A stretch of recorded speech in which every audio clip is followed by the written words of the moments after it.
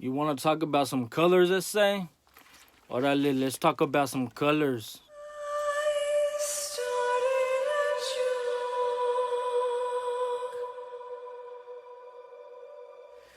Hey folks, welcome to I Started a Joke. This is Lee from I Started a Joke, and I got a couple of requests to make this video. Literally, I got a couple of requests, as in like 2 people requested for me to make this video. So I'm here to make it today. It's gonna be a video that we're gonna be on a serious note. We're gonna be talking about some gangs. We're gonna be talking about some of the actions that I chose in life. Okay, now. As most of you do know who know me personally, whenever I was in Dallas, whenever I was a middle school and high school student, I wasn't in the gang, but I was an associate of the gang, a big associate of the gang. It's kind of stupid to say it was a local gang called ESH 13, but it's retarded to say that as I was never jumped into the gang. I was a big part of the gang because they used me a lot for a lot of their missions. Okay, they used me a lot. Now looking back on it, I was being used to do things that they're too scared to do themselves. That's basically put. Okay, so let's talk about it. Now shoot, let's just dive right into it. Let's just dive right into the story, guys. Okay, so growing up, I did grow up in church. I have two great parents. I get into middle school. Middle school comes around. Things at home start getting a little weird and rocky, and just, everyone's story. It's that, same thing for y'all. Things at y'all's house got a little bit rocky. Things, change, and people change. Around this time, I wouldn't see my dad a lot. My dad worked a lot. My dad's still working a lot every day of his life. He wakes up at 3 a.m., comes home late at night. I mean, that's all he's been doing for the past 30 years. How old's Marla? Anyway, for the past 30 years, Marla's my sister, guys, for those who don't know. That's all he's done every day. So he wasn't really around too much whenever I was younger, going to middle school and high school, so I didn't have much guidance. But what I did have was people at school a lot of peer pressure. And you know what? It wasn't exactly peer pressure, because I'll tell you this. For those of you who know me, and for those of you who knew me around that age, I didn't give in to peer pressure. What I didn't care. I didn't have nothing to lose, and I acted like it. I didn't go to school looking for gangs. I didn't go to school. Trying to fit in anywhere. I solely am like just me. So I would go to school and just be myself. And being myself, not to brag, but I mean I'm naturally kind of a gangster. Nah, I naturally am pretty cool, and a lot of people heeded to that, and they liked it. So, bam. Just like that, ESH came along, the color blue came along. That's when Bloods and Crips were going on. Most people are retarded for even claiming Bloods or Crips back in those days, because that came from LA. That's a Los Angeles thing, not a Texas thing. ESH now. ESH claimed blue, though, so that's why my colors were blue. And like I said, I was used to enforce. Let's say I had a ESH member come up to me one time, and he had his girlfriend with him, and he was like, hey, that guy just now tried to talk to my girlfriend, so I'll give you $30 to go beat him up. I got the $30, and I went to go and beat the dude up, which is funny to look at it now, because it's the thing, like, why if he tried to holler at your girlfriend, why are you paying me to go beat him up? So you won't get sent to AC, so you won't get arrested, so you won't get in trouble. That's exactly why they did it, folks.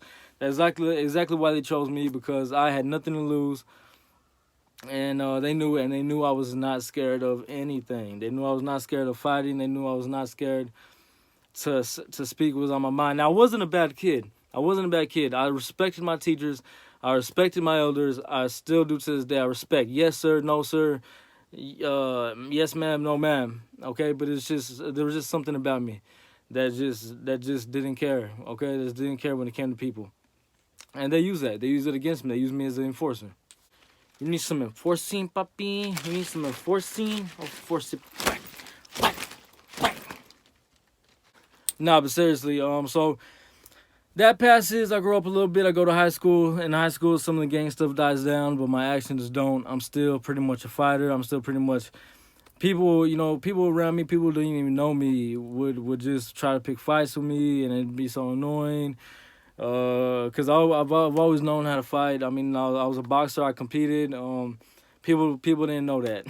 People didn't know that, so they picked on me a lot. And then when they picked on me, they ended up finding out that that skinny Mexican boy actually had some hands. But now, going from coming from high school, after going through all that, you know, all the East Side Homeboy stuff, and always rocking blue, to this day, it still got a hold on me. To this day, I don't wear nothing red.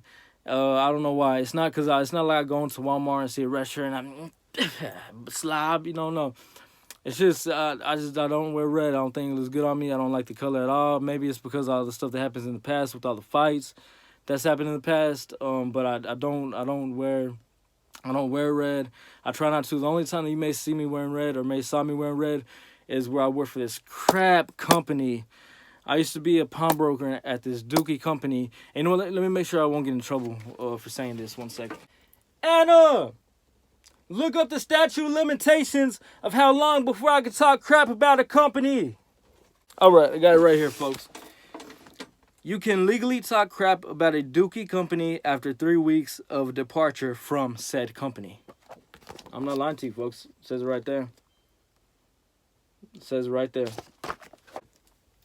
So this, my friends, is a shirt that if I was wearing red, it's because I was going to work inside of this. And even I talk crap about it. I mean, even when I first got the job, I was like, man, the red color. But whatever, you know, that's the only time. That's the only time. I will say no more about that company, though. But anyway, so it still sticks with me some to this day. Like, look at the beads I got on blue. You won't see me no red. Look at my ring. My wedding ring is... See, and it's a habit. I'm just a creature of habit.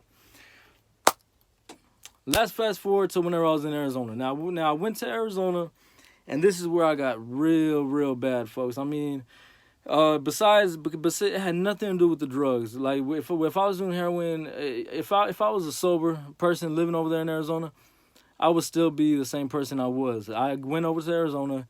I had nothing to lose. Now think about it. Think about being a kid, being 16, 17, having nothing to lose, folks. Nothing to lose. And having nothing to lose, and at the same time, just being a goon. I never started anything, but I sure would finish it, and I sure would make sure that people would put respect on my name. So over in Arizona, I met a group of friends. As always, met a group of friends. There was really no blood or crip over there. I just did my own thing over there. And these group of friends were they were smokers, tokers, jokers.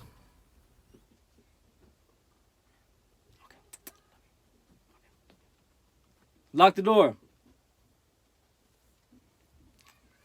And I could tell plenty of stories about me being with these guys. And I mean, one time we were at a park. One time, and it was me and one of my best friends, Daniel. Daniel was just like me. He didn't care. Now, the other people that we hung out with, they were a bunch. They acted like they were the cool.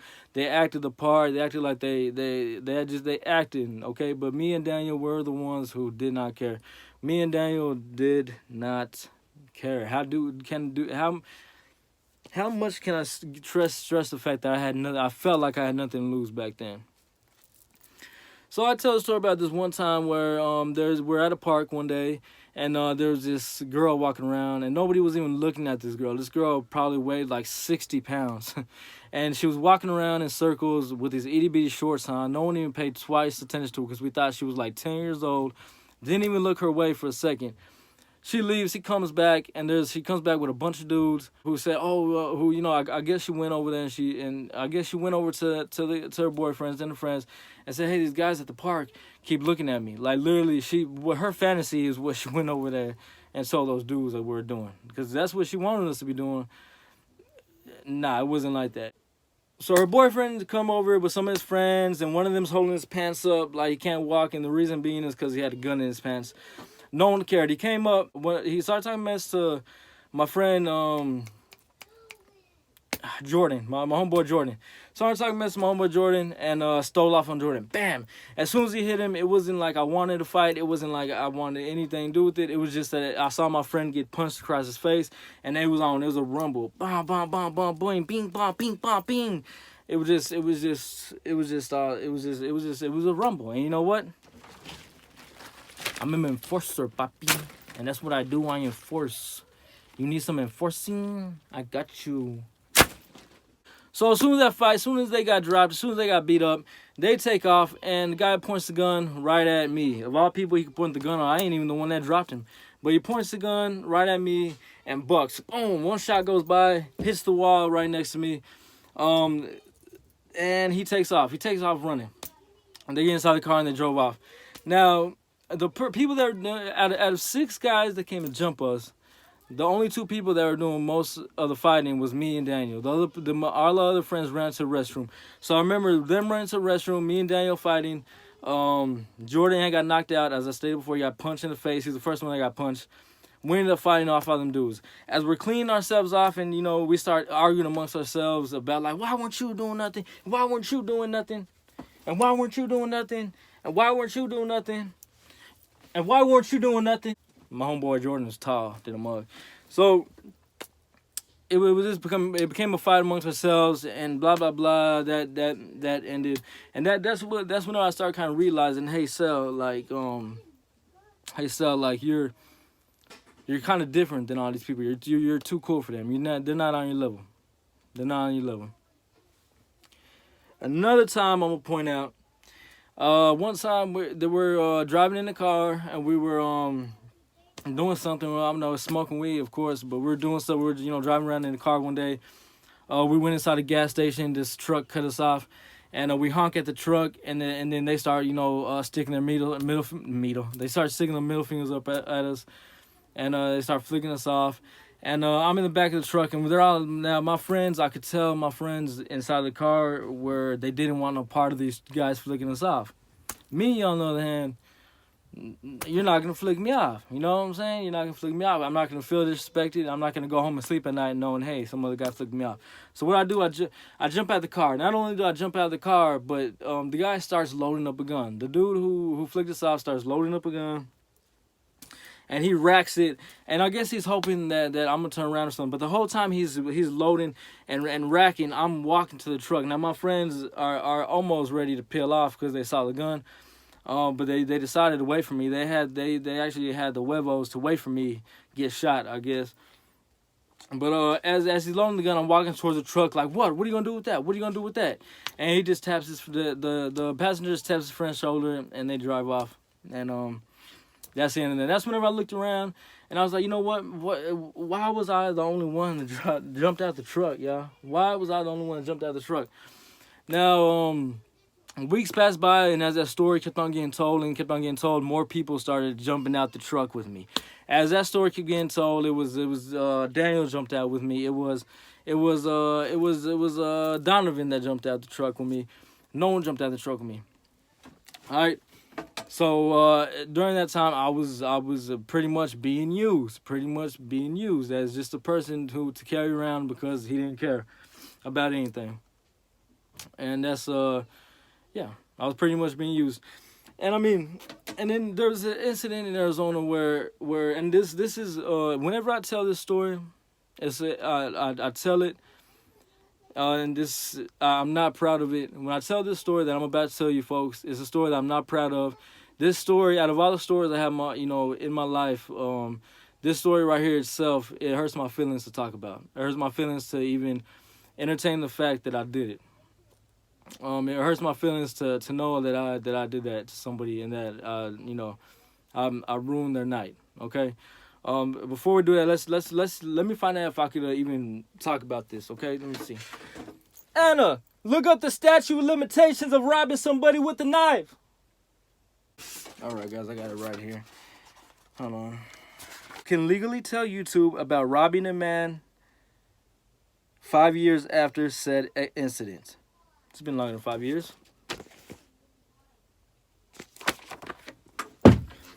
So I had this friend who was using me like everybody else so he wouldn't get beat up. I'm just joking. Nah, that's what he was using before. So I had this friend, and his name was Mark. And this one night, you know, we are trying to get some money, and you know, out of nowhere, we devised a plan. Hey, it's 12 o'clock at night. The next person that walks by, let's rob him. Let's rob him. So I told my friend, okay, this is how we're gonna do it. I'm gonna get on the floor. I'm gonna act like I just got beat up, and whenever he comes by to help me, whoever it is that comes by and helps me, just come behind him with a knife, and you know, we empty the pockets out. Okay, easy said enough. Well, a minute passes by, an old lady walks by. I'm not gonna do this old lady. Another minute passes by. I think a guy, an old man that was pushing himself on a wheelchair passed by. Wasn't gonna do it. Suddenly, bam! Someone comes by that looks doable. I mean, he looks just like one of us. You know, hopefully he has some money on him. We were hoping he had money on him, and he walked by and acted like I was hurt on the floor. And I just remember saying, being on the floor. And I'm saying, oh, they jumped me. Now this poor guy comes over to me and he runs down. He says, who jumped you? Who?